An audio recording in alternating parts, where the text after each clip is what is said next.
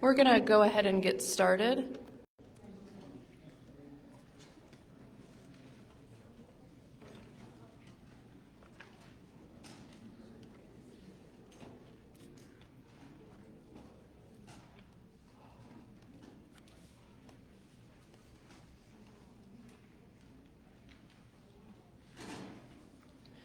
All right, good evening, everyone. My name is Jessica Evans. I am a Community Involvement Coordinator with the Environmental Protection Agency. Before we get started, I just want to make everyone aware that we are streaming this event. So if you need to reference it in the future, or if you know of folks who weren't able to make it out tonight, it will be available on EPA Region 7's Facebook page, along with EPA Region 7's YouTube channel. Are there any elected officials in the room or staff members of elected officials? Perfect. Would y'all mind identifying yourselves, and we'll start over here and kind of just work our way across the room?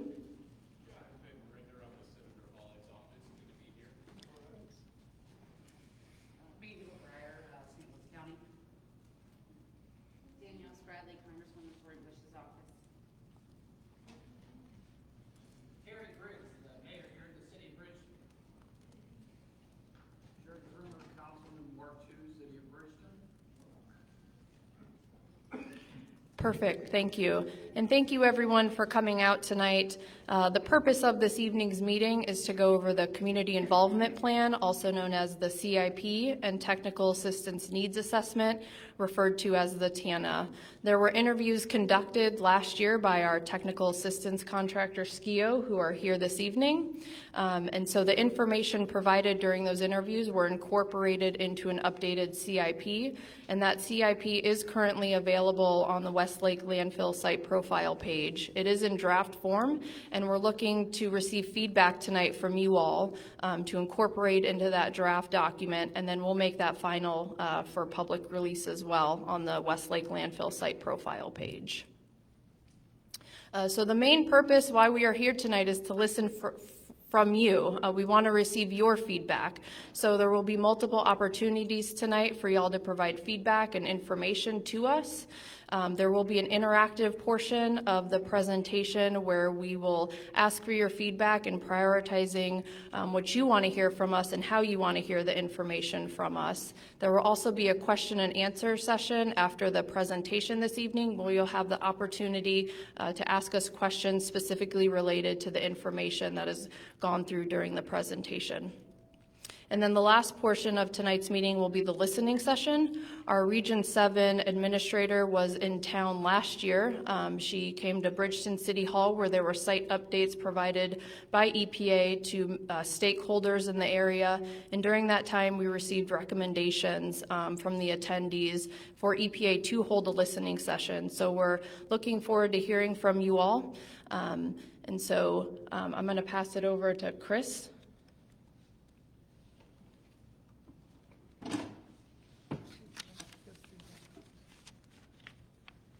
Yep, I'll run through introductions real quick. So like I said, my name is Jessica Evans. I'm a Community Involvement Coordinator. We also have Chris Jump, who is a Remedial Project Manager with the Environmental Protection Agency, Alex Milan with our Technical Assistance Contractor, SKIO. We also have Carmen King with SKIO as well. And then we have Curtis Carey and Shannon Beiser with our EPA Regional Public Affairs. Chris?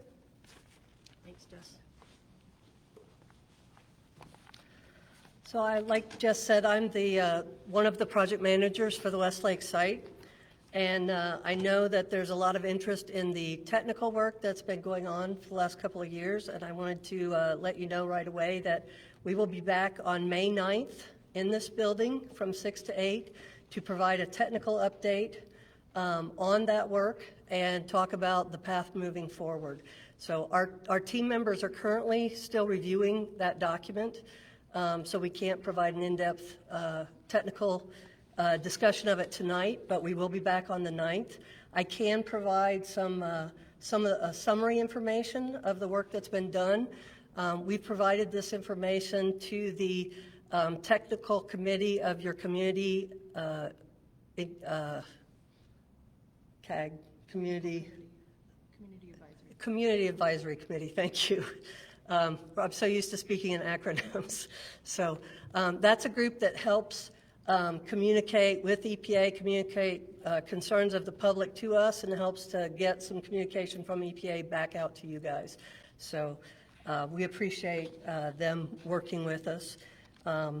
So the first thing I want to say that the field work that's been done in the last 2 years, the purpose of that was to really focus in on how to implement the remedy that was selected in 2018. That remedy was to do a partial excavation, disposal off-site, and then to put a protective engineered cover over the radioactive material that was left on site. And in order to do that, we really needed to understand precisely where to dig and where that cover needed to go. So that investigation was just completed this September, and like I said, EPA is currently reviewing that document.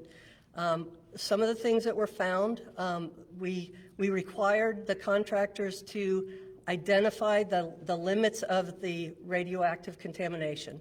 That portion is called Operable Unit 1, is where the radioactive material is. So as part of that investigation, they collected samples in areas that hadn't previously been sampled. We did find additional radioactive material in some of the other landfills at the site. So the area of radioactive material has expanded slightly, but it's all still within the same footprint of the landfill site. So the site boundaries themselves aren't expanding, but the area that will need the radioactive protective cover is larger than previously known. So that's one of the findings of the investigation. One of the other things we found that below the ground surface, we did find low levels of RIM in the ditch between St. Charles Rock Road and the landfill.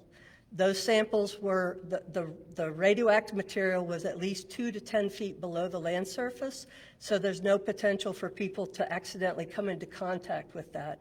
And so it's not presenting a risk at this point in time. But that material will be addressed as part of the remedy. Wherever we found RIM, that will either be removed or will be covered with a protective cover. There was one area of the site that's in a restricted area that we did find RIM at the surface of the landfill. That area was immediately covered with rock, and we notified the emergency services where that was so that people can't come into contact with that. So those are the kind of the basic findings of this. We'll have a lot more detail and additional information when we come back in May to provide information and also to get some questions and answers to talk about it more with you. One other thing I'd like to talk about is I know you guys experienced a significant flooding event last July. I know there were some concerns about the site or contamination leaving the site. EPA was on site immediately after that flood. Samples were collected from the water leaving the site. There was no radioactive material exceedances in that groundwater.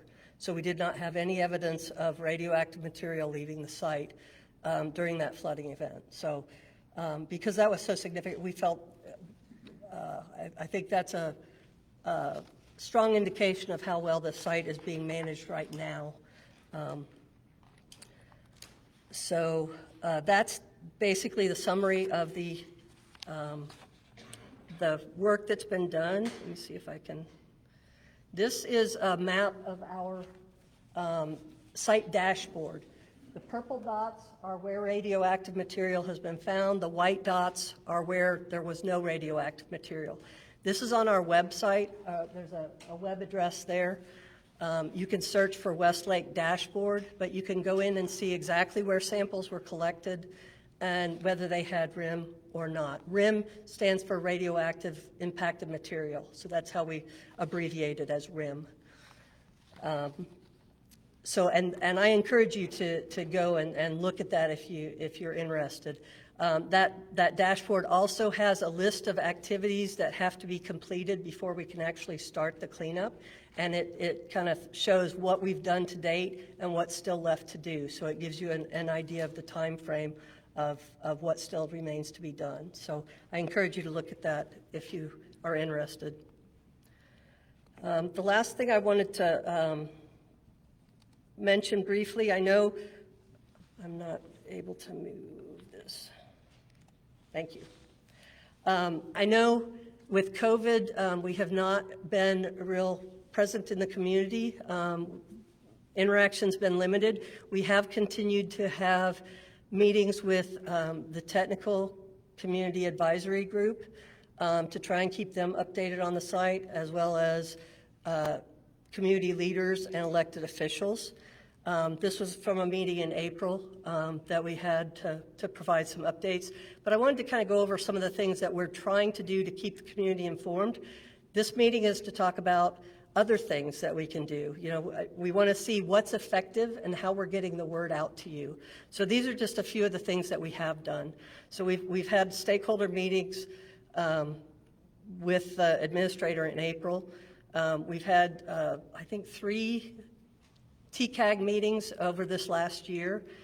We've developed this interactive dashboard that I showed you previously that you can go on site and look at the data we've been collecting. We've created a new person locally in your community, Jess. She's located in this area. She has office hours currently at the Bridgeton Government Building, and she's also willing to have meetings at the library in the evenings if people can't come during daytime. Her phone is available. If you have questions, concerns, you're free to call Jess, and she will, if she can't answer the questions, she'll get the information to the rest of us so we can answer your questions. Okay, we also post documents on our site profile page, so if you're interested in the actual work plans we receive and the documents we receive, you can go onto the website and read them yourselves. We typically post them after EPA has reviewed them because we don't want information out there that we don't necessarily agree with. So we will post the document and we post our comments at the same time. And then there will be revised documents and those get posted as well.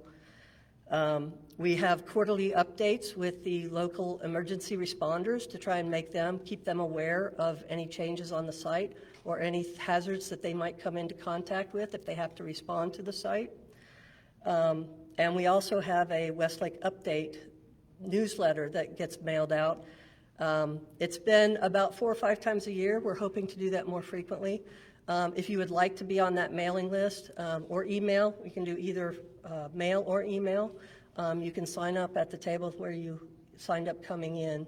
And those are some of the ways we're trying to keep you informed. I want to turn it over to Carmen now, and she's going to provide some additional details about what feedback we heard from you, what information you want to hear, and hopefully get some additional feedback from you. So thank you all for attending tonight. Carmen? Thank you very much and good evening. It is wonderful to see you folks. What an excellent turnout. Again, my name is Carmen King, and I work for the Technical Assistance Services for Community program.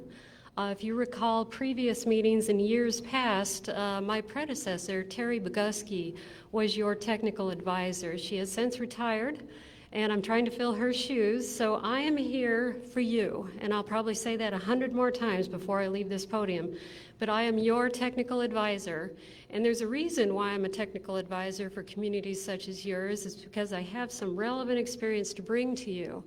I work with 10 other communities that are also afflicted or affected by Superfund sites, for instance, the Navajo Nation, the Washoe Indian Tribe, and others across the nation.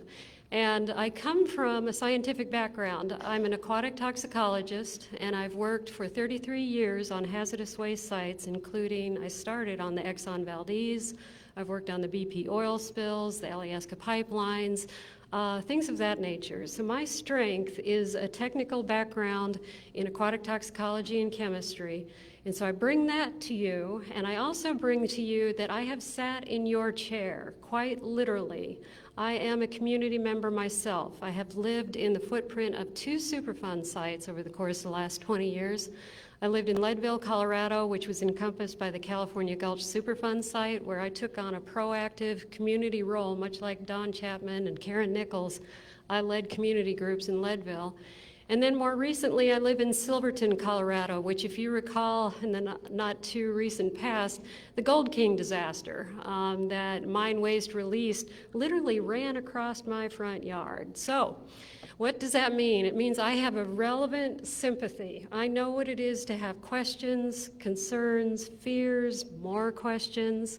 What I have, fortunately, is a background with the science and the Superfund process. So please recall, when you have questions, you always have Jessica and Chris, but you have me as well. I'm an independent contractor. The idea behind me is that I'm your eyes, ears, and voice. So I'm your resource. Glad to meet you. Wonderful you're here. So let's get rolling. Okay, what we're talking about tonight are two documents. The whole theme of this evening is listening to you. We have heard from several of you folks repeatedly that you want to be heard by the EPA. There are a couple of methods we're going to use tonight to listen to you. The two documents I'm going to describe here in a few minutes, the Community Involvement Plan and the Technical Assistance Needs Assessment documents, were founded on interviews. I conducted 16 interviews with representatives of your community who voiced their concerns, who voiced their ideas. All of that rolled into the documents that I'm going to be talking about. So after I describe those documents, you get to give me some ideas, give me some feedback, and in fact, you probably saw some little half sheets out there on the registration table that look like this. And this is a chance where you get to vote and give me some ideas when we get to the technical assistance needs documents. So hold on to those, we'll need those later. But as far as listening, after I'm done up here, we're going to open the microphone. A number of people have signed up to take 2 minutes to express their concerns, express their thoughts. This is not the only time you get that chance. Again, you can call me, you can call Jess, you can talk to all of us at any time. We are at a point in this process that we need to revitalize community interaction. Okay, we have all been stuck at home because of COVID. We could not come to a venue such as this and interact and exchange up until recently. And while that's a definite need we needed to adhere to, we can now revitalize our communication. It's a wonderful time for us to revitalize the CIP and the TANF. Now, why are we here specifically? Well, the Westlake Superfund site has brought us all together. What you're looking up at here on the slide, that is the Superfund process, and the Westlake Landfill follows the Remedial Action Program. It's a very defined, stepwise scientific process that is usually deployed for complicated sites. This has applied to so many sites that I've worked on. The only site I've ever worked on where I saw it start to finish was the Rocky Flats Environmental Technology site in Denver, because I started as a field technician and I saw its closure to a wildlife refuge just last year. That was 31 years of my professional career, but I saw one, yes, start to finish. Found that unique. But it is a very stepwise process, and there's good reason for that. Chris was up here just talking about the data and how it was revealing further information and that she's going to use to go back and discuss remedies. This is how these sites unroll. We don't have all the answers up front. It is very frustrating, and it takes a lot of time to understand.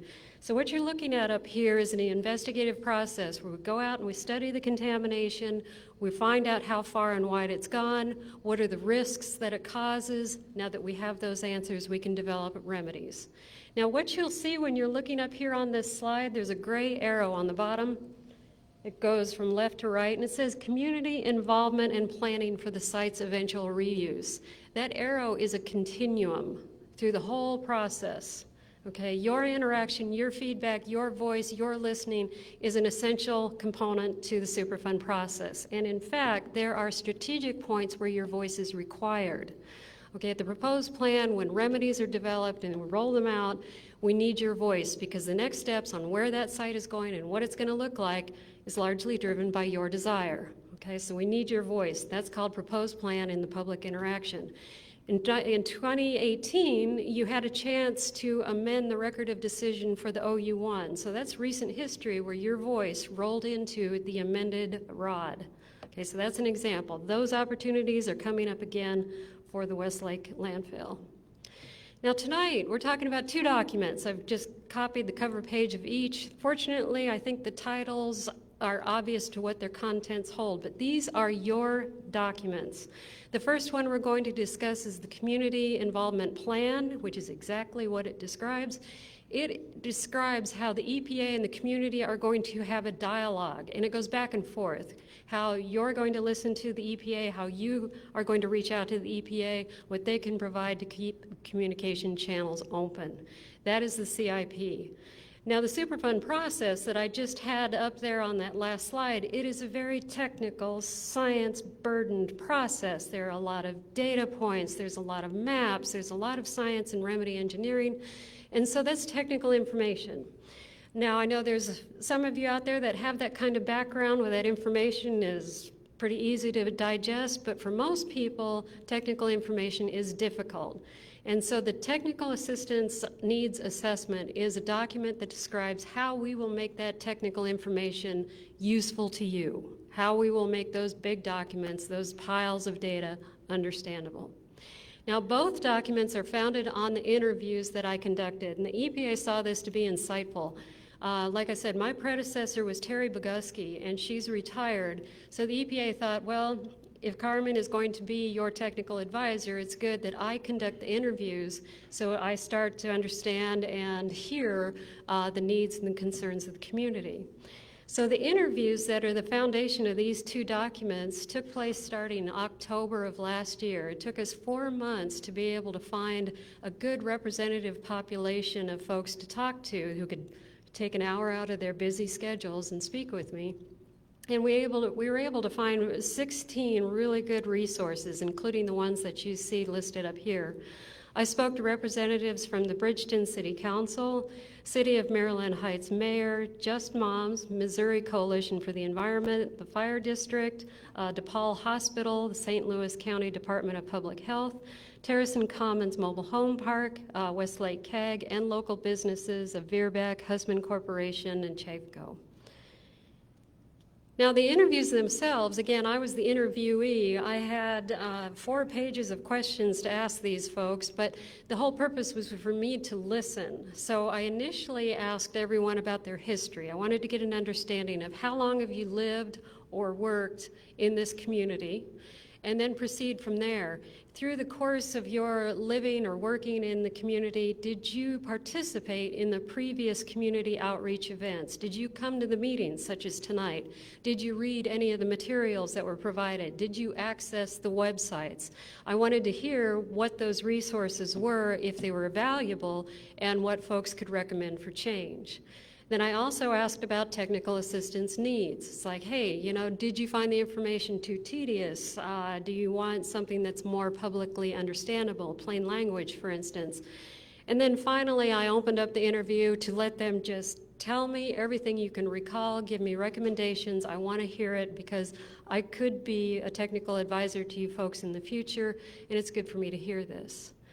But through those 16 interviews, they were all compiled to formulate the 2 documents that I'm going to be talking about. The first one is the Community Involvement Plan. And what the plan serves to do is describe how the EPA can engage with the community. And this works 2 ways. So it keeps the doors open for you to call them or talk to them directly, or for them to reach out to you. So when you access this document, again, this is your document. It is posted on the webpage, and it is a living document, which means it can be revised and evolves, if you will, through the course of the Westlake process. Please take a look at it, because even though I was able to reach 16 folks, I obviously did not reach everyone. So if there are ideas, I'd love to hear them. So please access that document. It will describe how EPA will involve the community and address local needs during the whole process. And it'll bring, hopefully, the community and EPA together and provide active communication resources. It is a living document, so please access that document and let us know your thoughts on that. What does the CIP describe? That's what I love about these documents in particular, because I can't remember all the details, but these kind of documents give you the entire background. If you've forgotten, for instance, you don't live, eat, and breathe the Superfund process like Carmen does, and you want to understand Superfund, the CIP does give you a Superfund 101 description. There's a whole chapter and appendix that goes into the nuts and bolts of Superfund in case you need to revisit the process. It also gives you a summary of the description of the site. Why are we here? Where the site has evolved to? What are the issues at hand? And then SKIO does the research to understand the demographics. You folks are so critical to the communication process. We need to understand who you are, the demographics, as well as the environmental justice in order for us to communicate completely. So you will find a description of the demographics that we researched and were able to characterize the community. This section also provides a summary of the previous community outreach, you know, the history of the meetings, the history of the documents and the achievements, basically a summary of what was accomplished to date. Then it gets into the recommendations, how to move forward, and that's what we're really trying to do. We are so glad you're here tonight. We are revitalizing communication. We are moving forward, and so we're kickstarting the whole process by understanding what you need from us. So the document provides recommendation on how to involve the community with the EPA with tools and techniques that you folks have specifically asked for. Now the document also describes basically what I heard as far as comments, maybe even insults or concerns, fears, all of that. All of those summaries are provided in this document, and several things floated to the top that I found consistent amongst all the 16 folks that I talked to. They want, you folks, from what I could understand, they want a direct access to EPA. It's like, you know, previously it felt like if there were phone calls to make or meetings to have, the community felt like they couldn't have direct access to EPA. EPA has recognized that, and Jessica is now full-time in place for your access with office hours, phone, email access, the whole bit, as well as the meetings where folks such as Chris will also be available to you. So that was a resounding recommendation that is already coming to fruition as far as being addressed. Some of the top concerns that the interviewees vocalized was starting with rebuilding trust. The historic meetings and communication, folks felt like the information wasn't transparent. Like they would hear about contamination, but they didn't understand how far and wide, and it's what made them suspicious. They really want to have information in the future, and it needs to be transparent, needs to be understandable. Information sharing and communication outreach were big. Sharing of information, I see this in all the communities I help with, and it's just a common fear where, such as the Navajo Nation, we're looking at uranium tailings all over the Navajo Nation. And so the Navajos, they see folks going out there in white trucks and they're sampling and they're wearing suits and they're filling jars and they're leaving. It's very disturbing. There's no understanding of what's happening. It's not transparent. And that is the same concerns and voices that I hear from you folks, that I hear from other sites. The day-to-day knowledge of what is happening needs to be transparent. So information sharing was a huge, huge concern and question, and outreach as well. And this is where we could really use your help. Communication and outreach is dependent on our ability to fill those chairs. And we have a limit to knowing how to get to all the people we need to get to. When I had those interviews and I talked to folks, one of my biggest questions were, hey, do you know somebody else I could call? What are some of the businesses that you would recommend that I reach out to? And it was my interviewees that led to more and more and more resources. That will always happen. Through the course of the life that is the Westlake landfill, there's going to be people moving in, changing jobs, what have you, and we're not going to be able to keep our eyes on all of those. So we need your help, and please send us that information because we got to keep these channels of communication open. Now, the conclusions, if you will, for the CIP is an actual plan. And I gotta find my notes for this one in particular. So what's going to happen as a result of the CIP is several things, the top two being ongoing communication. The EPA currently continually reaches out and attends meetings with certain community groups such as the Missouri Department of Natural Resources, the Missouri Coalition of the Environment, St. Louis County Department of Health, the St. Louis Office of Emergency Management, the Missouri Department of Health and Senior Services, elected officials, Just Moms, CAG, and emergency responders. And this is in request, those entities have requested that EPA be a part of their meetings and reach out. That will continue. And if there are other entities such as those, EPA just needs to be aware, and they're happy to be a part of those meetings. So that ongoing communication will continue. What will be enabled, what will come to life is the second item, and that's community involvement, the tools and activities. All of those things listed were identified by my interviewees as useful tools. And so these tools will be used, and those include the web pages, of course, the periodic updates that Chris described, fact sheets and educational materials. It sounds like some of the summaries that were provided during previous meetings, say about the human health risk assessment, the ecological risk assessment, you folks found those useful, so that will continue. EPA hosted events, okay? Chris described the next meeting, May 9th, going to share some data.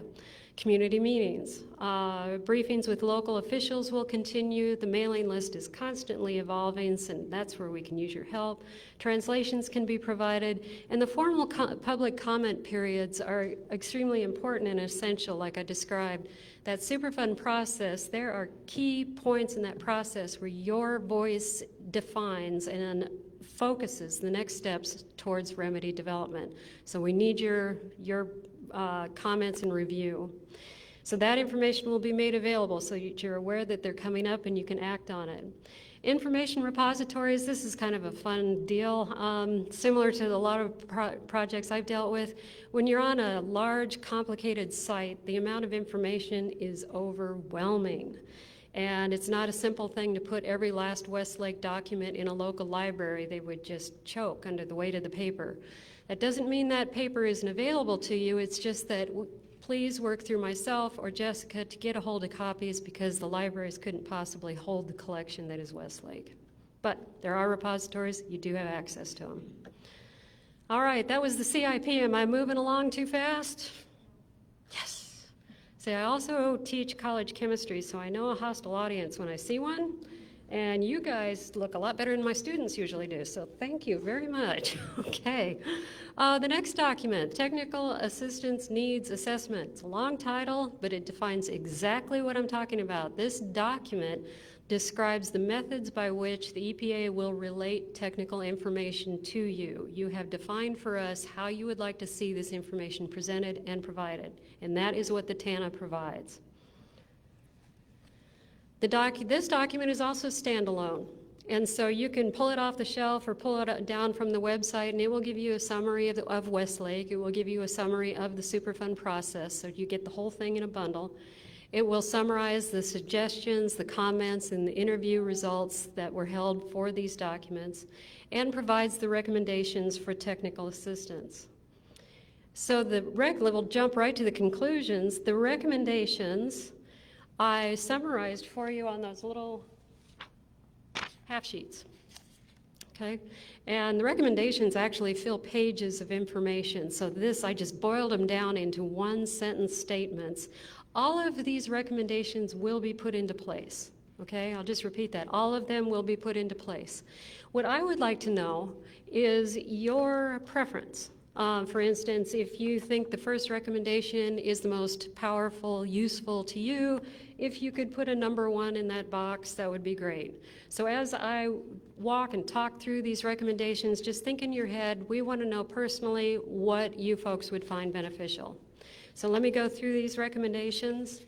The first one is schedule multiple in-person community events. That's why we're here tonight, okay? This type of venue is often the most useful to a community, and we're glad to do it. As soon as material comes available, we'll be here again. May 9th is the next one to be scheduled. Identify opportunities to develop and enhance local relationships with the EPA or the technical assistance specialists. So this is more smaller venues, smaller groups such as the CAG or the TCAG, or other groups as necessary. If you would like a chance to sit down with the EPA or your technical advisor in a smaller setting so you have more of an active voice, fine, sounds good. That would be the second recommendation. The third one is improve plain language and accessibility of site documents. I found this kind of interesting that a number of the interviewees that I talked to There were a lot of folks that wanted to get out to community events. They were so glad that COVID was now lifting. And yet there was a pretty good slug of my interviewees that said, I don't have the time to go to your meeting.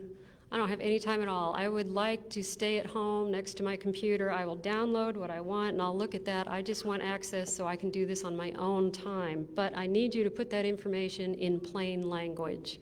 So that is the third recommendation. Please provide information in plain language and make that accessible. The fourth one is expand outreach to engage a broader range of stakeholders by establishing clear lines of communication and EPA points of contact. And what this means is that previously a lot of folks were concerned that they didn't have somebody they could call. You know, EPA was busy, they were getting work done, there wasn't a routine person at a phone or at a desk that they could reach. Well, just corrected that issue, here's Jess. So she's gonna be busy, but she's dedicated to you folks. And that's hopefully to keep that communication going. The last one's my personal favorite, schedule a series of workshops, because like I said, I'm an educator. I love the chance to do workshops, to talk about data, to talk about the Superfund process, the next steps. Absolutely. If you're more comfortable with that kind of personal contact, workshops, education and learning, we can do that. So again, these little half sheets, if you could please fill out what is your favorite with the number 1 and your least favorite number 5. It's not that we're eliminating anything, we're just trying to rank and prioritize what is most useful to the community. Okay, so we're rolling it all up. We're at the discussion point about the CIP and the TANA, so let me revisit and then I'm going to open the floor for questions about these documents. The CIP, again, is a plan, and it describes the next steps to communicate between you and the EPA. There's ongoing communication that will be retained. There are different tools and activities that will be put into place. And again, there are 16 voices that are reflected in the CIP, but that means there's probably a number of you out there we don't have in this document. So please look at that document. And in fact, right now, I will just open up the floor. Any suggestions or questions? Yes, Karen. Yes. I have a few. Why the 1.5 miles? Who decided that? Why was that chosen to go 1.5 miles? The 1.5 for the EJ screen. Yeah, one of the reasons was beyond that, we went into St. Charles, which is a very different community. We didn't feel like. Okay, yeah. Could we Yeah. pass the microphone? Oh, yes. And then, Chris, if you want to answer questions, can you come to the podium, please? Okay. Yeah. Where did Karen? Yeah, Karen, can you go over to the microphone and restate your question? Thank you all so much. The question was with the EJ screen that we performed. We looked at 1.5 miles from the site. We've done it for different areas, but one of the reasons was when we went beyond that, we started going across the river into other communities. We felt like when we looked at the area, it engaged the area right around the site. We know that there are people in other parts of the city that are interested, but those are our primary concern was making sure that the people immediately close to the site were informed. That doesn't mean that's the only people we want to inform or that we're evaluating, but that was one way of looking at it. There's also multiple other Superfund sites in the area, and we wanted to focus on this Superfund site. And so by going beyond that, it started getting into other areas. So that was just one option. We've also looked at 5 miles, but that's basically the concept behind that. If you're interested in a different area, we can look at that as well. Okay. Do you want me to keep going with my questions or with somebody else? Yeah, if you've got questions, please just step up to the microphone and continue. Yeah. Was EPA surprised by the outcome of the TANA data?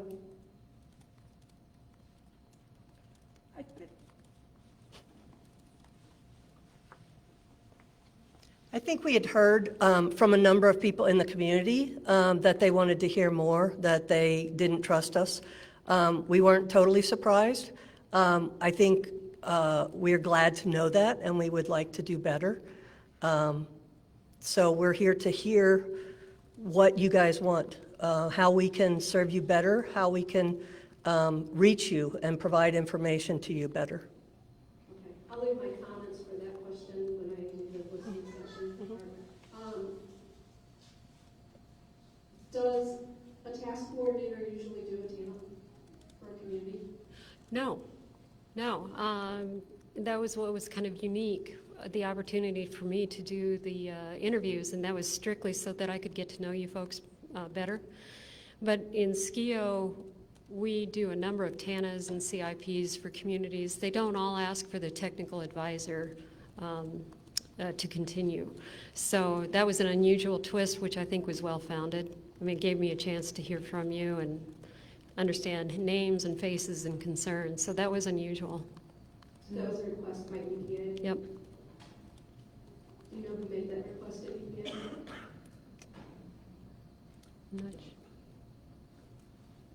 I don't know. No, I don't know. Yeah.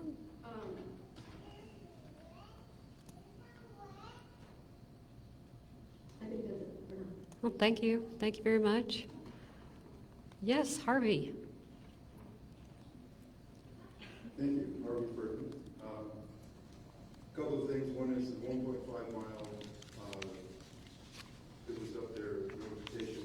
Is that actually snail mail being sent to those folks? Yes. Yeah. Excellent, thank you. Second is, I just want to, I guess, put in a request from you and everybody that one of the workshops that you run be on the special notice letter. For those who don't know, once the design phase is completed, which we are approaching any moment, is my understanding, we're very close to that, if not there. The responsible parties have basically 120 days to accept the design and begin actually doing something to address and start removing the materials, getting contracts in place, except for they have 120 days from the time they get that special notice letter. Since and nationally, the average is over 400 days because EPA starts negotiating with the responsible parties over these things. This site is unique in some respects in that these responsible parties are the ones who are developing the documentation that is the design work. They're paying for it, they're doing the work, they're the ones who are, basically it's their design, so there's no reason why they shouldn't be totally prepared to have everything completed and the contracts in place within 120 days. And if they don't, we should be here screaming in the streets, and if they do, we should throw a big party. Okay, that's my second point. My third point is, with the emphasis on communications, which I appreciate, this is a very good thing. The implication that I'm getting from this is that this is going to be a long process, that we're nowhere near the end of this Superfund site conclusion. Can any of you comment on what the time horizon looks like for that?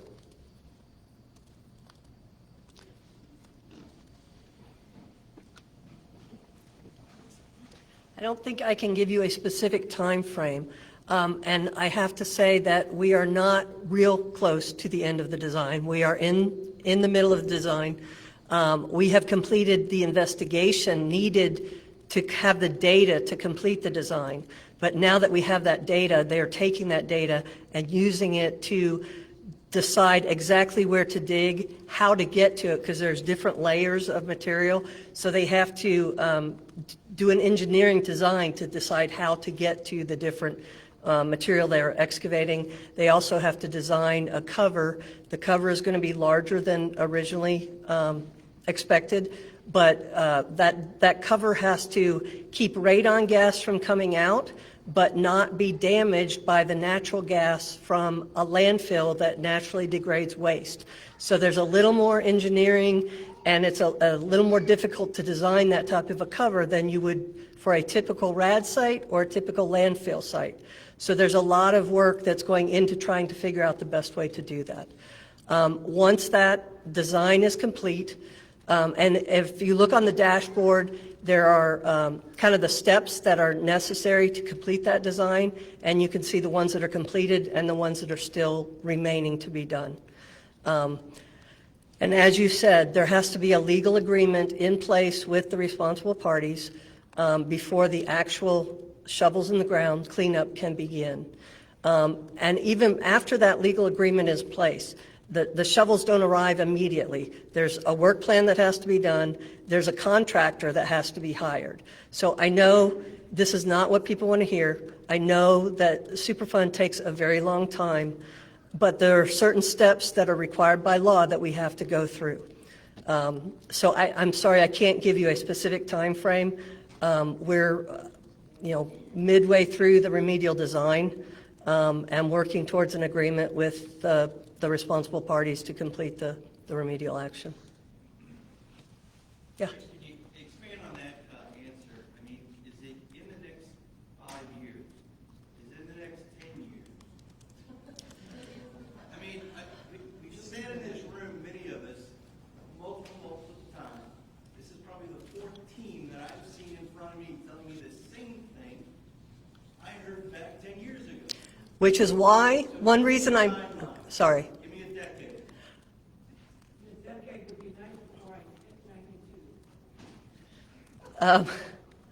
One of the reasons, I mean, it's a very difficult project because the time it takes to review these documents is directly related to the quality of the documents we receive and the comments that we have to make. And that's a back and forth process. So it's, within a decade, yes, I hope we have a design by then. I assume we will, but I cannot provide a specific time frame. One of the reasons we don't provide a specific time frame is because in the past people have tried to, and they missed it. I'm trying to tell you where we are in the process and what steps we have to go through to get to the end. But as far as projecting the specific time for each of those steps, I'm sorry, I can't do that at this point in time. We will on the dashboard, we will mark as we complete steps, and you can kind of track where we are in the process in that way. That's steering the city. Mm-hmm. That seems to be the issue that really everybody kind of focuses on, because recently, and I brought it up with Jessica not that long ago, the media covered something and said, oh, we can see construction start this year. Now, somewhere there was a breakdown in the way that you convey that information back to the public, because all of a sudden my phone started ringing, oh yeah, they're going to get going right away. That's not really what's happening. And somewhere, maybe it's the simplification, which I'm pleased that you showed, that you show all the charts and stuff. Well, one of those charts said something was going to happen at the end of 2023 or something. It's not meant to be misleading, but it becomes that way because people will interpret it that way. That's where I think you need to come out, just like the chief was trying to get you. And I understand you don't want to be pinned down. But the whole process is taking so long, the fatigue is wearing in. Okay. It is. I understand. You want to see something happening. They're not going to go away, though. Don't misunderstand that, oh, yeah, it's taken so long that people finally they're wore down and it's going to go away. That's not what they're saying to you. Right. What they're saying is, hey, look, tell us, just like the chief was trying to tell you, when you'll see something happen. Be very specific. Hey, construction's not going to start. We don't know. If you have something that says we're going to finish our technical assessment of it, like you mentioned now, don't give us a date unless you know it, because when you give us something, then all of a sudden we try to hold your feet to the fire. And, I, for one, and I think most of us in this room are saying, we're going to hold the feet to the fire. Because we've been through this process so many times that we're just kind of worn down. So try and keep it fairly simple to us, and that would be great. Understood. And I think that's one of the reasons we do want to have more public engagement, because we can help, show you the progress that we're making and the things that remain to be done. So I think being able to engage more frequently will help with that process. And I will take your message back, and we will look at how we can provide a better answer for Well, you. I hope so. I've been attending the meetings with you all and everything. That's why the last time it came out and said, oh, looks like maybe later this year. Quite frankly, it surprised me because I didn't expect it. It frankly surprised me too. That was not Those from are the us. kind of surprises, Yeah. not just me, but all the community here doesn't Right, like to get. right. Thank you. Right, that was something on the website that was Well, it was looked at. misinterpreted, Yes, and that's where you exactly. Look at ways that you Yep. can clear that up. Understood. Thank you. Thank you for your message.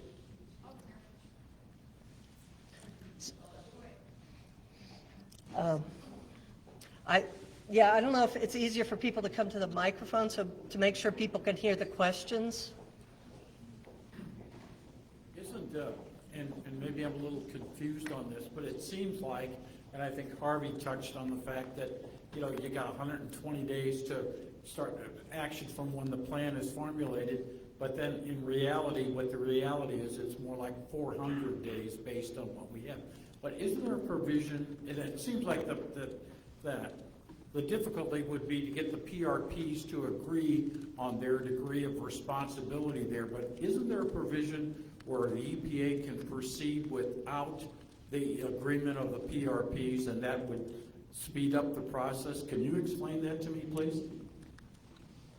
That's the end of the 120 days.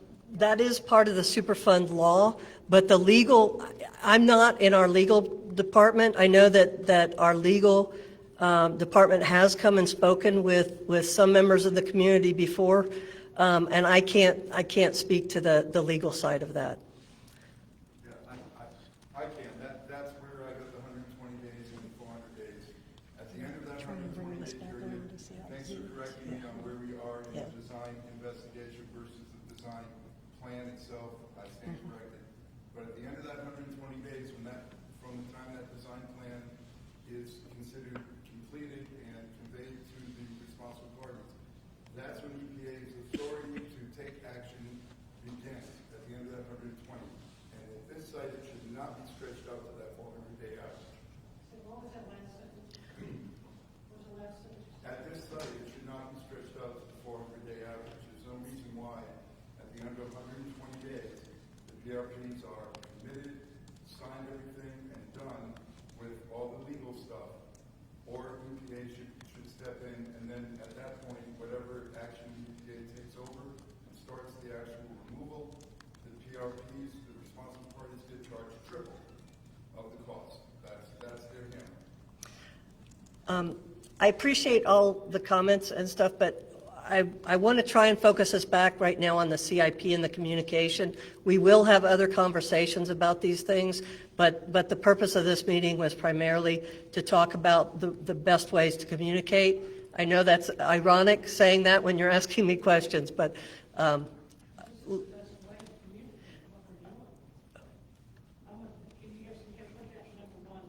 The best way to communicate is the people that live on the edges of a landfill would like to be able to ask questions by a microphone.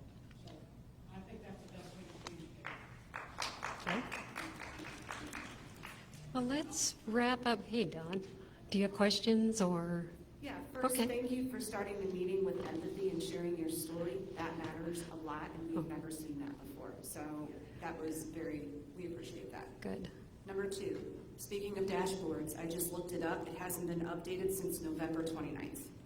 So I really want to encourage you that if you're going to put a tool up here for all of us to use, that you at least update it. Now I know, looking back through my email and my notes, I have asked over and over and over for that thing to be updated. It goes months without anything.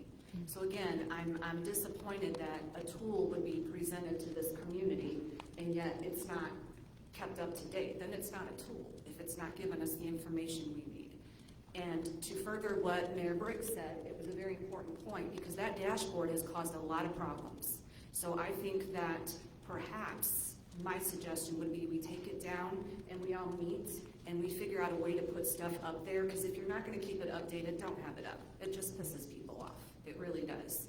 So number two, correct me if I'm wrong, but in the 10 years I've been doing this is the first time you guys have ever sent out a mailer inviting people to a meeting. Because previously, am I correct? that's the first time since I've been here for 6 years. Okay, that was appreciated because I want to tell you, all the meetings, we sold t-shirts and we paid out of our own pockets to send mailers out and walk door to door and print them out and get people here. So that has been a barrier. So if we're gonna do that, then we need to continue and we need to expand it outward. The St. Charles situation, I don't care if they're affected by another Superfund site, then they're affected by two. And that's really unfair, but they still need to be here, and I'm glad to see there are some community members that are in the building, because they're concerned as well with the proximity. Number 3, Department of Energy, where the hell are they? They are the responsible party at this site. They've made this mess, and they're also a regulator, which is really interesting. You guys are regulating. Where is the big daddy regulator? Because, as Harvey mentioned, they're going to be the roadblock to cleaning this site. If there's anybody that's going to put their foot down and refuse to do it, it's the Department of Energy. So I really want to, and we've never been in front of them. And, you know, you can argue that typically communities don't communicate with polluters. This isn't just a polluter, this is our federal government. You know, and I think that a lot of the stall that we're seeing, I happen to believe it's because of them dragging their feet because they made the waste and they don't want that responsibility.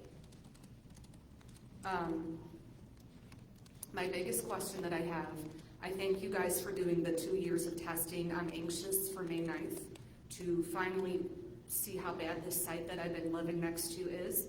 But what I don't understand is why in 2018, why did we develop a cleanup plan without knowing how dirty the site was? It seems to me that this all happened in reverse order. So I think the anxiety that you're feeling, we had this great cleanup plan in 2018 that we all packed this room for, but yet we're coming back out here now on May 9th to find out, I mean, is it even applicable? I don't know. We're scared. So just please take that into consideration. I can say that the remedy is not changing by the information that we gained in the investigation.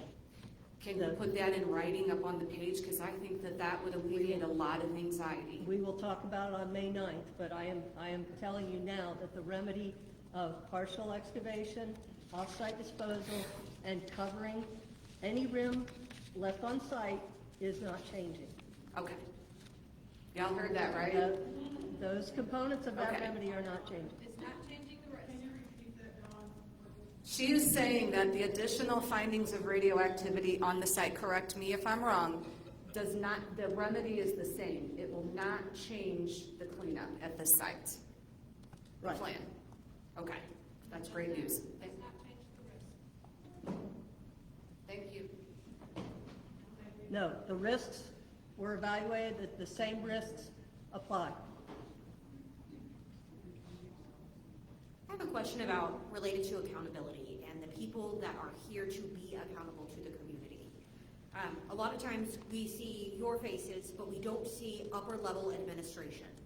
On May 9th, will the regional administrator be here? And if not, if they haven't already been invited, why have they not been invited?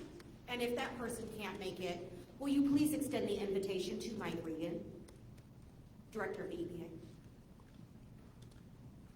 Thank you. I'm sorry. Thank you. Oh, I'm sorry. The question was, has the invitation been extended? She is aware of the meeting. I know the Superfund Division Director plans to attend. I have not been informed of whether anyone above that level is planning to attend. Would you all please make a commitment to emailing or written response to the regional administrator to invite them to the May 9th meeting so that that extension from at least your office has been made? We can certainly make her aware of the meeting on May I think 9th. he's asking about Regan. Well, I'm specifically asking, will you ask them to attend in the written conversation? And then I'm asking if you will make that commitment tonight. To our regional administrator or to Yes. Administrator Regan? Honestly, both at this point, but at least the regional person. Will you send that written documentation and request? Yeah, we can make her aware of the meeting. Can send her Yeah, an we can send her email. an email. Okay. Not just an FYI, hey, there's a meeting, but will you please attend? That is okay?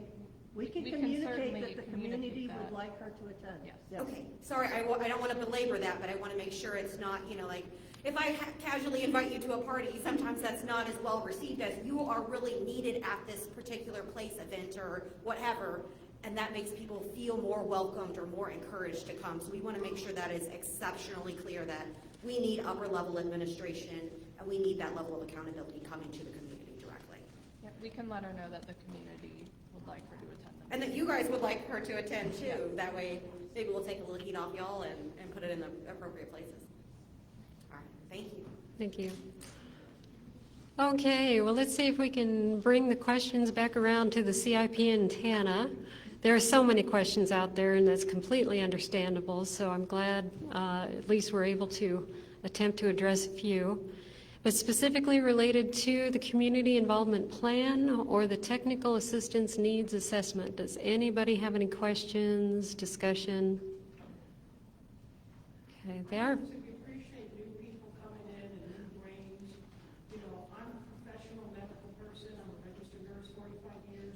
If I had 5 doctors trying to take 10 years to figure out if a tumor was cancerous, I mean, this is like almost ridiculous. We've been in the neighborhood 34 years, and this has been going on, like this gentleman said here, what decade? It doesn't take this many doctors to figure out a diagnosis. Why can't they come in here and clean this up years ago or give us an answer? Before, you know, we've already lost 5 people in our neighborhood. Bridgeton's, you know, people are aging and passing away. Please don't put me on camera. Please delete that. Thank you. Anyway, I'm just saying, this is a frustration as Dawn and the other young ladies are speaking for us. Yeah. I'm in the older generation that's been coming to some of the meetings that I hardly stand in, but I'm going to keep coming. Yeah. I want to see what decade I might be alive in when this is done. Well, and that is, I can't emphasize just how important that is, because you folks are the institutional knowledge to these sites. You really are. Those that have lived and worked here this entire time, because people such as myself and Chris and others, our professional tenure, if you will, is short-lived. And so it's unfortunate, you know, there's breaks, there's no institutional threads, and that's what you folks represent. And I find your community to be extremely valuable. You know, folks like Dawn and Karen are just champions, and a number of the folks that I talk to, same way. You obviously care, and you have an investment. So please stay, and please ask questions and continue your involvement. That's what we hope to see. I think it's the old timers, what we're worried about. I have like 4 houses sold in our neighborhood, and we live on Spanish Village because people passed away because of aging neighborhood. The young people that have moved in there are coming to me, and I don't say anything. They go, "Oh, here, I think I heard something about. Is there like radioactivity, you know, buried somewhere around here?" You know, it wasn't ever discussed and not disclosed, I guess, when they bought the house. And I just say you need to go online and research it, because younger people are moving in our neighborhood, and Spanish Village is affected terribly because we're just right there on the edge of it. And young kids are moving in, and the people moving in these homes don't even know anything about it. It's like, I'll be dead and gone, but it may be a younger, I'd like the place to be cleaned up even after we're gone, for the young people that might buy our house or buy us out. Yeah. Why can't this be bought out since we live 1 mile? We don't even live less, how long? Half a mile from the landfill? Less than a half a mile, and we still can't get bought out or even think about it. But I don't know. Yeah. My young neighbors will tell me to go online and research it because I can't really go into it because it's just over my head. Well, and if you've got those young neighbors' names, you know, pass them along. And like I said, you've got Jessica, you've got me. We're really trying to open up the communication channels. And Go just moms and yep, go to Bridgeton and talk yep. to the mayor, you know, that's what I tell them to do. Hey, that's extremely valuable. You're a resource. Yeah. No, and I thank you for coming to these meetings, because it's this interaction that we so need. So what's going to happen next? Those half sheets of paper, please leave those. Please talk to me. We're going to revise those documents based on what we heard tonight. They are living documents, like I said, so you can access them. If you got any ideas, pass them along. EPA will review the recommendations and determine which steps, what kind of tools will be used in the future to keep the communication working both directions. But well, I will say this as a parting recommendation, wholehearted parting recommendation from me, is to stay involved and stay active. Your voice is so critical, but this is a two-way street. I've got a picture of a a person having information, if you will, poured into their brain. As I told you, I teach chemistry to college students, and they wish I could do that, where they just show up to my lecture, they just crack open the head, and I just pour in a chemistry textbook, and they can walk away. It doesn't work that way. I wish it did, but it involves two-way dialogue. So please, when you go home and you get your arms around the information, it's when you understand the information, you take that upon yourself, that you start to feel the comfort in understanding what's happening. There's so much fear in not understanding. I mean, I can stand up here for the next week and try to explain to you every data point, but it isn't until you embrace the information and start to understand it yourself that this communication is always going to be a little bit abbreviated. So please stay involved and access all the tools and the resources that we make available to you. And trust me, the fear and the concerns will start to come into control. So we've got accessible information for you, and here's some folks. There's my contact information, Jessica, my supervisor Tiffany, Chris. Always reach out. You can always find us on the web pages as well, but we're here for you. And yeah, there you go. Yeah, I'll leave that there, and I'll just tell you about the next meeting. As Chris described, there is another meeting already in the pipe, May 9th. And we'll be this venue as well. So community questions and answers, so to speak. But we're about to take a quick break, and we've got 9 people signed up for, yeah. Okay. 10, excellent. We have 10 folks that have signed up to present. We're going to use this microphone in the center of the room. So for those of you who signed up to present, if you could kind of coalesce near the microphone, that'll make it easier to transition from presenter to presenter. But you get a chance at the microphone. So let's take about a 5-minute break, come back at 6:15, and have the presenters give us a discussion. Thank you. Oh, there's a question? Mailer, you guys send out a mailer? Yes, about the meeting. The range of A mile and a half. distance, a mile and a half? Yeah. I live right up there in St. Gerard Parks, less than a mile. I didn't get a mail. I found out about a little line under at the news today. So you're missing people.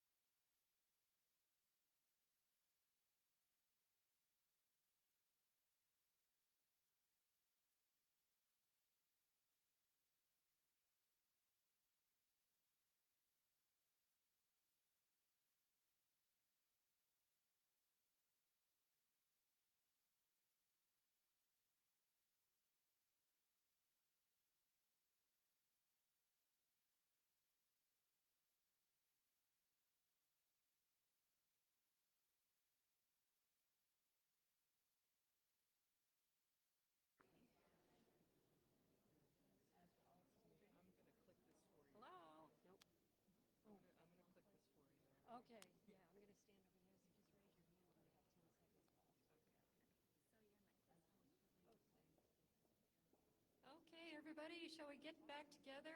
And could I have our speakers please gather around the microphone? The first one is Jim. You, there you are. Okay. Yes, and Shannon was, were you? Okay, Shannon's going to describe how we're going to proceed, but everybody gets a chance to voice your concerns, so. Thank you, Carmen. Yes, I am Shannon Beiser with EPA Region 7. Good evening, everyone. I will be moderating tonight's listening session. So to have enough time to hear from everyone who would like to speak, each speaker will have 2 minutes to share their thoughts. On the screen behind me, we will have a timer so that you can take a peek and see how much time you have left. And I really just want to make it clear that if you do hit that 2-minute mark, we still want to hear your remaining concerns. So please follow up with Jessica Evans, our Community Involvement Coordinator, with Carmen, or with Chris. And you can do that before you leave this evening. So if you signed up to speak, your name will be projected on the screen, and that'll tell you what order you're going to be called in. And yep, when it's your turn to speak, you'll head to the microphone in the middle, and we look forward to hearing from you. So let's get started with our first speaker, Chief Usry. Thank you. As far as my quick comments, just a point of order. I'm a longtime resident of Bridgeton, Maryland Heights area. I grew up here. My father moved us here when I was 4 years old. I'm 55 now. At one point, all my family lived in Bridgeton, Maryland Heights. And, I was raised playing football and baseball out there in BMAC, not too far from the landfill, and that's still a questionable area in my mind. Residing in the area, worked for Pattonville Fire District for the last 33 years. The line of communication that was presented to the fire district when the Superfund site was established, it was poor. We've been told repeatedly about the need for testing based on historical data. And as I apologize, as Ms. King spoke, and we talked in between, I really hope EPA takes a closer look and goes beyond the chain link fence to decide what needs to be tested outside that boundary. We need to be advanced, proactive ways we look beyond that fence line, and we need to have honest discussions based on the health and safety of our community, not just hiding behind political boundaries and financial dollars. These are lives at stake, and we need plain English communication. As you guys pointed out, you now have a communication plan to deal with our community. And by deal, I mean discuss. We need transparencies. We want to be thorough, safe in our cleanup, remediation. And I also, again, ask the EPA reach out and provides some type of health study for our community. It's not normal for an entire street to be diagnosed with rare cancers year after year. We need to protect our community. We need to stand behind the actions of our government in regards to illegal dumping and the chemicals involved, radioactive material. Thank you for the opportunity to speak, and we're going to hold you to the plan that you presented tonight because we are the Show Me State, right? So let's be honest. Thank you for sharing. Next, we'd like to call Ashley Bernal. Thank you.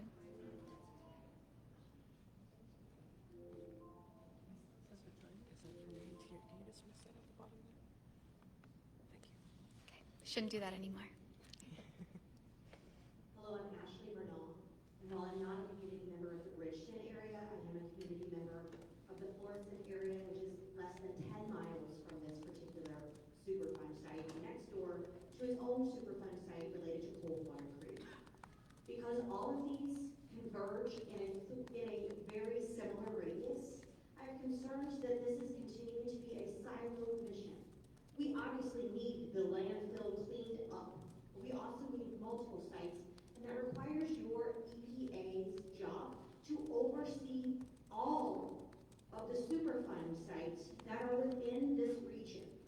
What we see right now is not a lot of oversight, and we need your leadership. We need your job to coordinate with other polluters and fellow government agencies so that responsible parties are truly held accountable. We have major concerns that at the landfill, even if other places were cleaned up, this landfill could continue to pollute this entire region because of its access to the waterways. We want to know exactly how many people will be sick before you guys get done. Maybe not just at the landfill, but at the airport, which people frequent, or out in St. Charles County near Weldon Spring. All of these converge in a very small radius. And by siloing us, our communities, and the cleanup, we are unable to access information, community support, and your leadership. We need more from you. This community deserves more. It does not deserve to have to repeat or rehash the pain and convince you all to do the job that you all are presented with. We want you all to have the key the EPA and CERCLA was founded upon. We no longer want the nurse sharks of our EPA. We want y'all to be tiger sharks, and we need y'all in the community to do those things. Thank you. Thank you, Ms. Bernal. Next, we'd like to call Denise Brock. Good evening. I just would like to make a few comments. I'd like to state that in the year 2000, Congress, on a bipartisan basis, enacted a piece of legislation called the Energy Employees Occupational Illness Compensation Program Act. I know somebody mentioned acronyms, EEOICPA. There are actually over 370 facilities across the United States that were affected by nuclear weapons during the Manhattan Project. The Secretary of Energy in 2000, Bill Richardson, stated that workers were put in harm's way without their knowledge, without their consent, without proper protective gear. I actually am the ombudsman to the National Institute for Occupational Safety and Health. So part of my job every day is to assist workers who were affected by this radiation.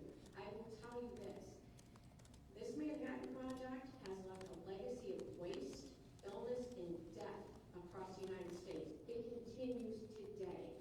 There were illegal dumping, residential areas affected by this. It is absolutely horrendous. I am so happy that the EPA is here, but I would love to see this cleaned up. The young lady before me just mentioned Weldon Spring. We have a Superfund site there. We have workers who were involved in cleanup. Our construction trades, our skilled labor, over 5,000 workers were involved in that cleanup there. People under our piece of legislation are eligible for up to $400,000 tax-free monetary compensation as well as medical benefits. This includes doctors, doctor visits, pharmaceutical, hospital, even in-home health care. Wouldn't it be wonderful if something like that could happen all over the place? We have something called REGA 4, REGA 5. We have downwinders in certain areas. I don't live in this area. I'm from this area originally. I am ill. It has nothing to do with this, but I'm fatally ill. And the things that I see on a daily basis from workers who were affected by this or their surviving family members, my illness it pales in comparison to what these people have. So I thank you for being here, but I'm actually here to support my warriors in arms, the Just Moms. And I appreciate everything they do. And I'd like to give them a big round of applause.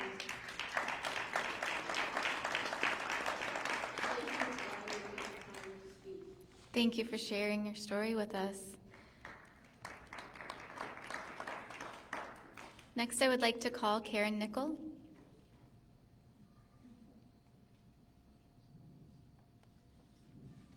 Thanks, Denise.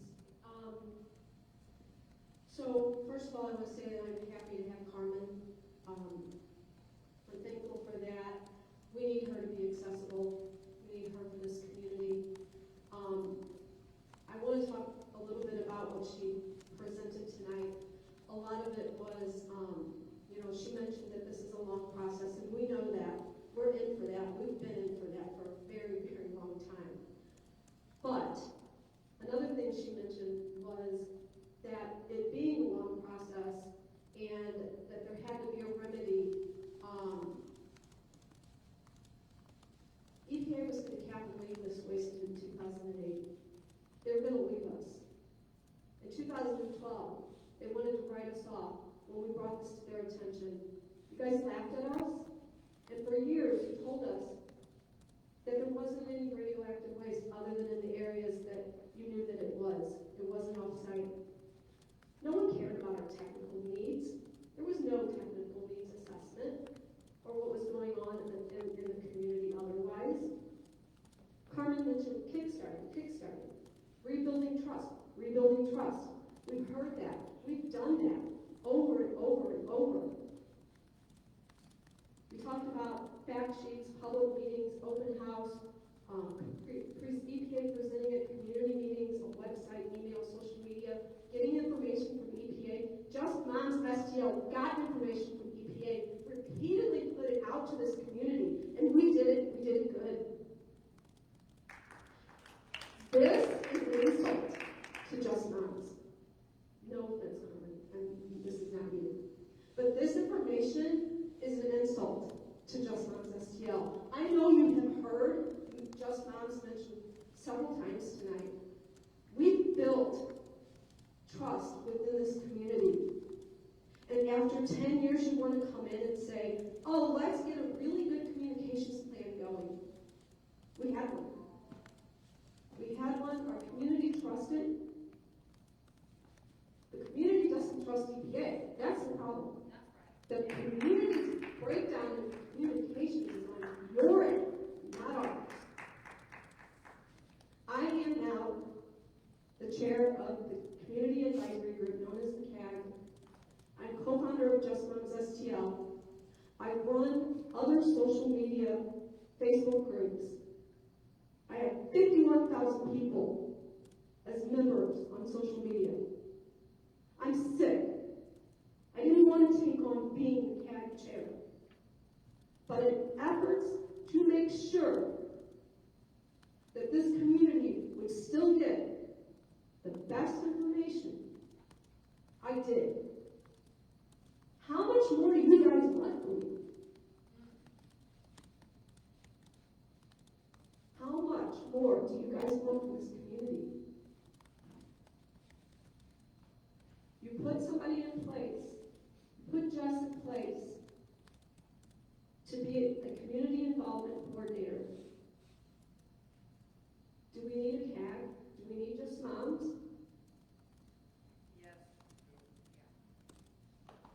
Thank you, Karen. But that's too bad, I'm still going to talk. Because you guys need to hear it. You know, we've had our private conversations, and part of me sat at my computer for the past 24 hours looking at a blank screen that said, hello, my name is Karen Nickel. I couldn't come up with anything else to say. To stand up here and say tonight. But after I sat through your presentation, Carmen, and I saw those statistics, and I saw everything that was on that screen, I was infuriated. It was another punch in the gut. A punch in the gut like I was poisoned as a child. A punch in the gut like EPA came in and laughed at us. It's a punch in the gut every time one of our community members dies. It's a punch in the gut every time I get another autoimmune disease. You guys want to make it better, but our regional administrator won't even come in and meet our community.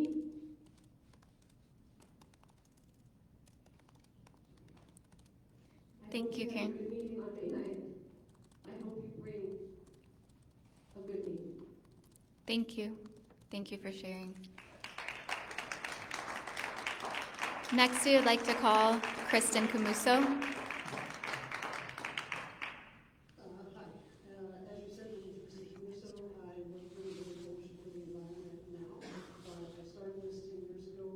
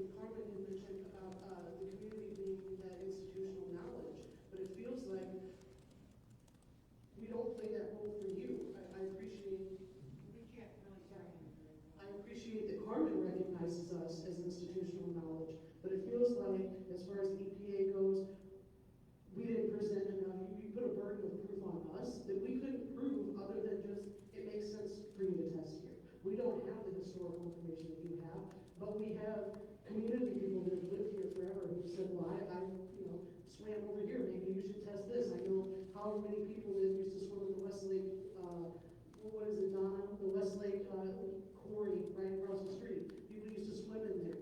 They're sick. Has that been tested? There's so many places and stories that we have as a community that we're not being heard. And so I would hope that instead of just making us present you with documents, that you would listen to us more and know that we have stories to tell. So that's really all I have to with a punch in the gut. It feels terrible.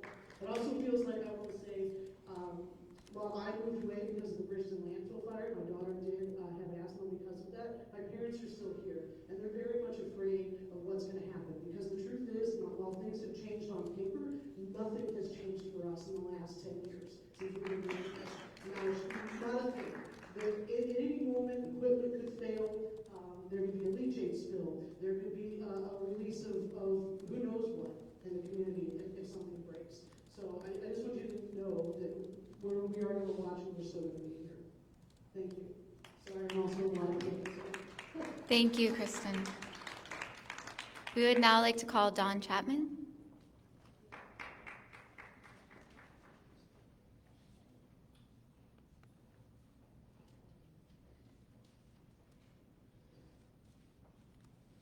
I'm really angry at you guys. I'm really angry at you guys, and I want you to know that you have ruined my life personally and that of my son, and I believe that.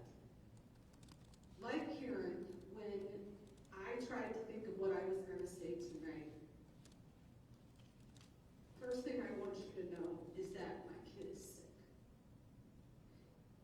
Second thing I want you to know is that I remember trying to afford his insulin and also trying to sell t-shirts for Just Moms so that we could get flyers for your fucking meeting.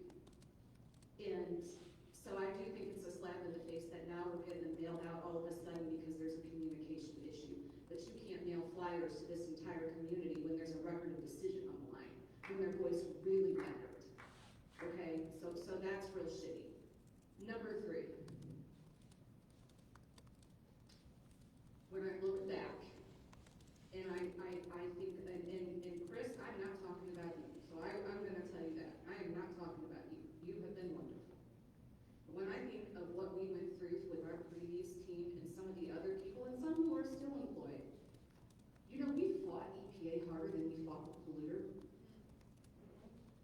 We fought you guys harder. You, not the polluter. You are the ones that laughed at us and made our lives so hard. All of the effort that we put into our last task coordinator, and Carmen, you're going to be a godsend, and we are going to spend so much time with you. This will be successful because we will give you what we gave Terry. But I want EPA to know that was ours. The amount of time that we spent with Terry Rugoski was ours. 20 hours a week going over documents. We printed them. We had to find the money to print them. We emailed them. We learned PowerPoint. We downloaded stuff. All this stuff while Karen and I couldn't even hold down a full-time job because we had to fight you. Not Republic. You.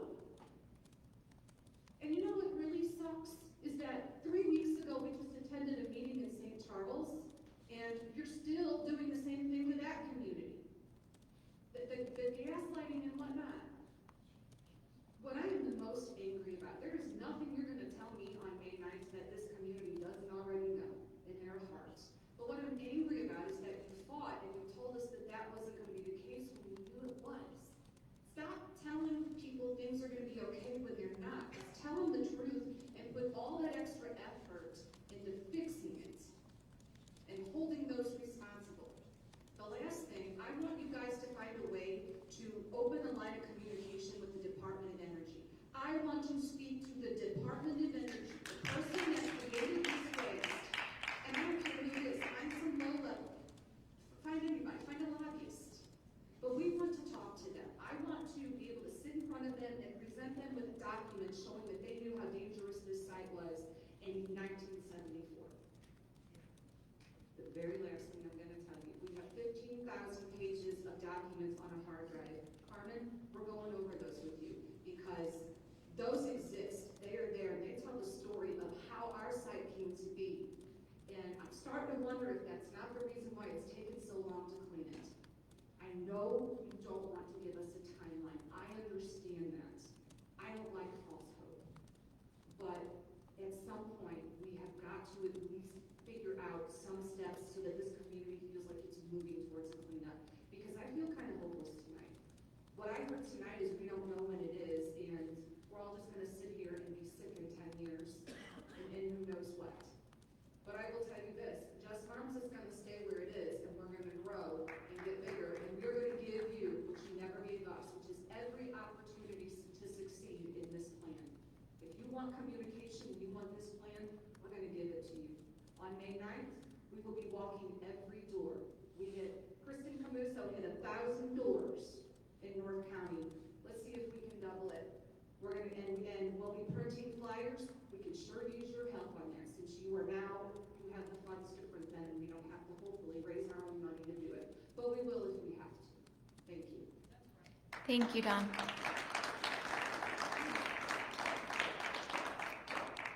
Is Richard West here this evening? No. Okay. Then we'd like to call Justin Eidelberg. Also not here. Okay. Then we'd like to call Tracy Gritsinko. Tracy? Also not here? Okay. Harvey Ferdman? Thanks, Harvey.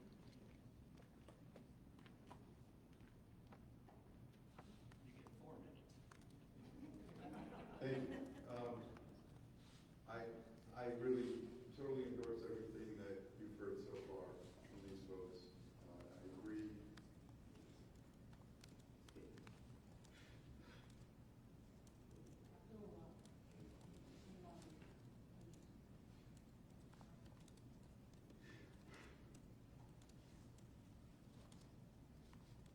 You have the authority.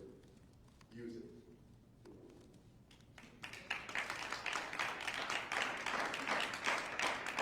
Thank you. So next, we'd like to call Catherine Swope. Catherine? No. Okay. Is there anyone that would like to speak that did not end up with their name on the screen, sign up for speaking? I just wish everybody, I hope everybody heard all the wonderful comments tonight and use their heart and their moral. We're nurses back here, so we look at this all about the babies and the people suffering are the ones that may suffer after we're gone. If this is not cleaned up, are the people are fought away. Look at Coldwater Creek, how many years they've been fighting. Thank you. So I just hope that people use their compassion and their heart to let people know before they move into the subdivision. If it's not going to ever be fixed or be bought out. That's my thing. Thank you for sharing. Thank you for your time. So that will end our listening session. Thank you again to all of our community. Oh, yes, Ashley? Can I ask one more question into the microphone? Is that allowed? Sure. Yeah.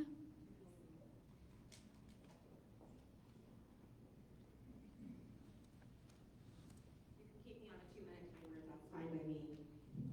I have questions tonight about resources, because what we have heard from some of the folks that have been fighting the longest are the lack of access to resources, both in information and in monetary resources to be able to reach the community. What does the EPA plan to do under the environmental justice category to be able to fill these deficits? And why should communities and moms be forced to fill those giant gaps when places like our government and agencies like yours exist?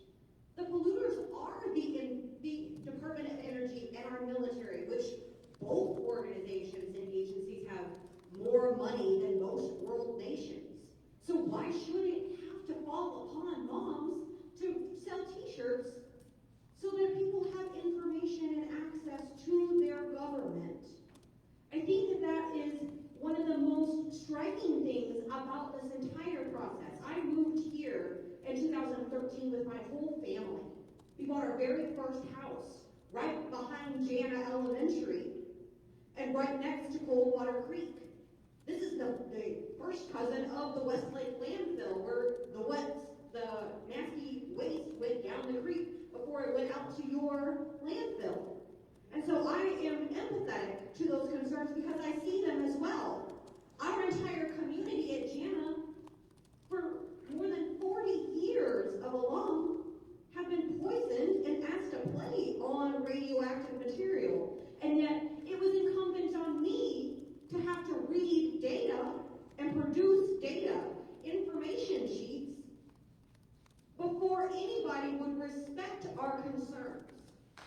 And so without money, we are impossibly at a disadvantage to who gets to know this information. This should come out of y'all's pocketbooks, not ours. And so I want to know from you all tonight, if environmental justice is actually true for you all, how do you plan to bridge the gap where haves and have-nots have to meet in the middle? And where will your organization stand on those issues? Information must come out, and it can't possibly be filtered just through a dashboard or a few persons of communication, but it must be freely available, because those are our tax dollars at work. This is good money spent. Every time people come to these meetings, they are taking hours out of their days, hours away from their children, away from their education or their jobs where they can earn a living. This community isn't rich, and we shouldn't have to be able to ensure our own wellness. And so I encourage you all to think about these important gaps, not just in the places of information, but where we all are trying to stand and fill the places that you all have not historically. And so I am encouraged to hear that people like Carmen and people like Chris and everybody up here, maybe you guys are very serious about that. And if you are, then let it show. Put the dollars where it counts and make sure transparency, public engagement, and appreciating the community that is standing here, and even the ones that aren't here tonight, that are listed right there, they care, but for whatever reason, they were not able to make it. Please see them and all the people that are behind us that have not been here tonight. Thank you, Ashley. Okay, thank you to everyone who shared their thoughts with us this evening. Harvey. For all of you in the audience and EPA folks, keep in mind that we're in this conundrum because this was an effort to end a war, an effort to end World War II. And until all this is cleaned up, we are now creating new casualties of World War II on American soil. And that should be unacceptable. You folks have heard Department of Energy mentioned a number of times. They inherited all of the Nuclear Regulatory Commission, all the folks going way back that were involved in the war effort in making the bombs in the Manhattan Project. Please end World War II for St. Louis as soon as you can. Thank you. Thank you. I'm sorry, I've got one more. Denise. You know, in my quest to assist workers, I ended up uncovering about 12,000 documents that were thought to have been destroyed. And some of those documents actually were internal memos, actually from the 1940s. They're disgusting, but interesting. One of those memos actually states, this poses a unique opportunity to conduct a clinical experiment on never such a widely exposed population. So on the advice of attorney, and so that the scientific community cannot pull this apart years later, we're going to put in a fake benchmark. When workers at Mellencrot, downtown on Desterham and Broadway were filing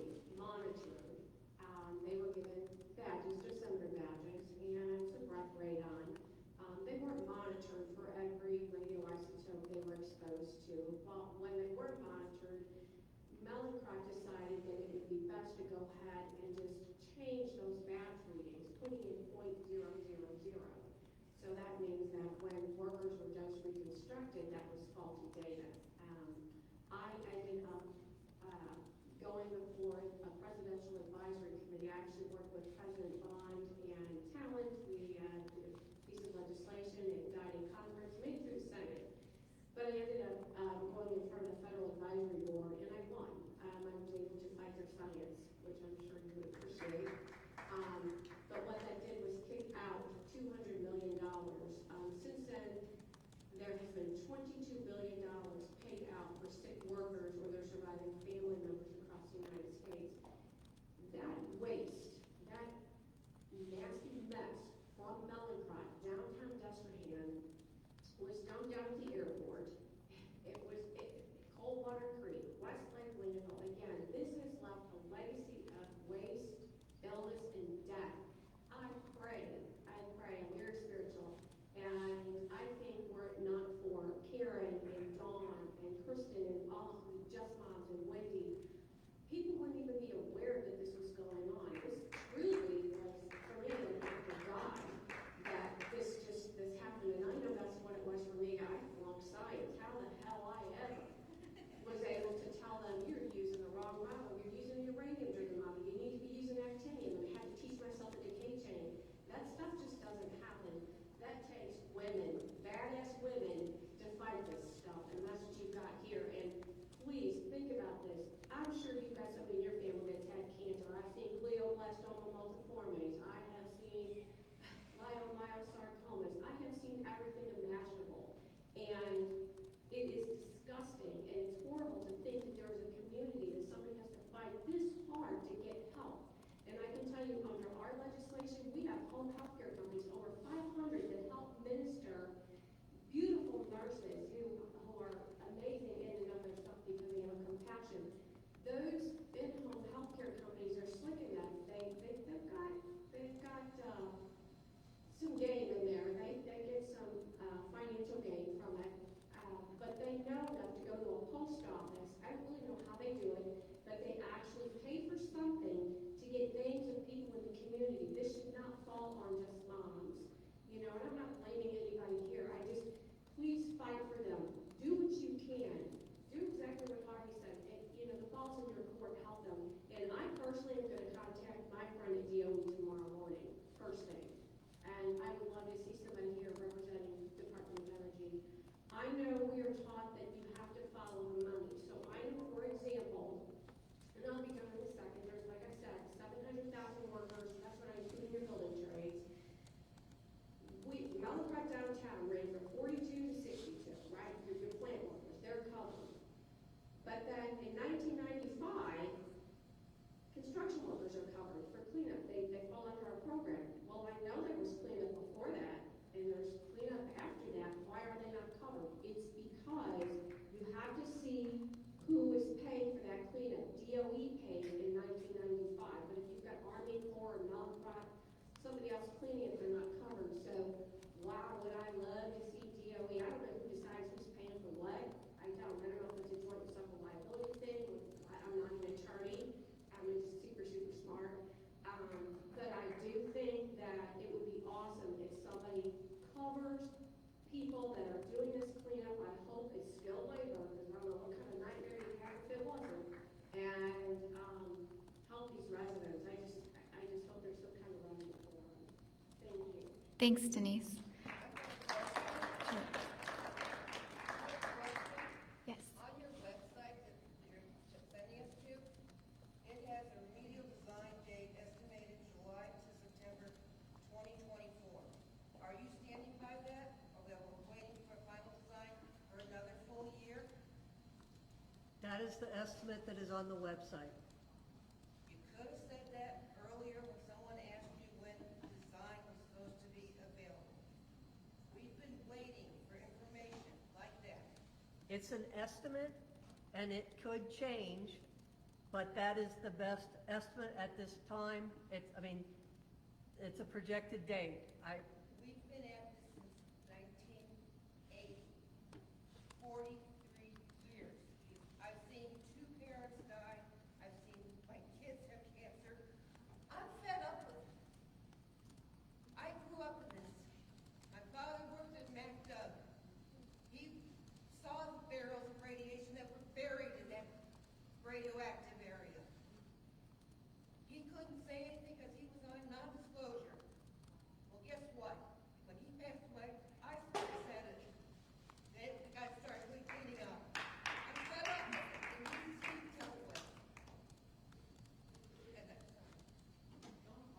Thank you for sharing. Thank you. Jess, would you like to close out? Chris?